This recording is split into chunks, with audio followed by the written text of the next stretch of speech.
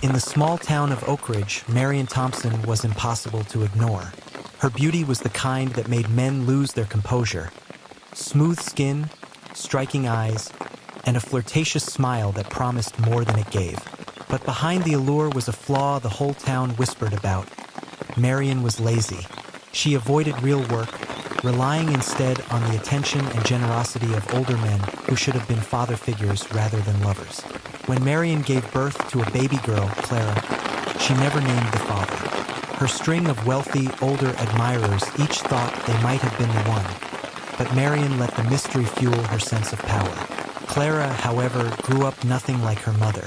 Hardworking, disciplined, and fiercely independent, she put herself through school and built a successful fashion business by her mid-20s. She adored her mother but kept her at arm's length emotionally, resenting her irresponsibility. Everything changed when Clara's face appeared on the cover of a national magazine. Suddenly, Marion's former lovers emerged from the shadows: Mr. Harris, the retired bank manager, Pastor Gregory, the kindly church leader, the ex-mayor, even the widowed mechanic. Each claimed to be Clara's real father, their sudden interest clearly tied to her new wealth. The tension escalated when Mr. Harris proposed a DNA test to settle the matter once and for all. Reluctantly, Clara agreed. One by one, the men were tested. The whole town watched with morbid fascination, certain the test would reveal one of the obvious suspects. But when the results came back, every name on the list was cleared. The actual match was someone no one had suspected.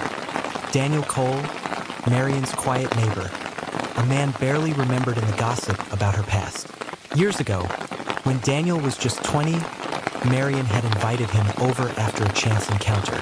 Both lonely and vulnerable, they had spent one night together. Daniel never came forward, convinced that Marion would deny it and that his presence might shame Clara. He chose to watch her grow from afar, offering small kindnesses without revealing his identity. When confronted, Daniel admitted the truth, his voice breaking. "I didn't say anything because I didn't think I was good enough. And I didn't want her to grow up carrying the way she was conceived like a burden." For Clara, the revelation was like finding a missing piece of herself. All her life, she'd believed her father was just another selfish man chasing beauty. But her real father had been the quiet man next door, the one who fixed her bike when she was 7, who waved from his porch every morning, who never asked her for anything. Weeks later, Clara knocked on Daniel's door with 2 coffees in hand. She set one down in front of him and said softly, "You've been here all along. That's what matters now." In Oakridge, the gossip didn't stop, but for once, Clara didn't care. She finally knew the truth, and in the silence that followed, a fractured family began to heal.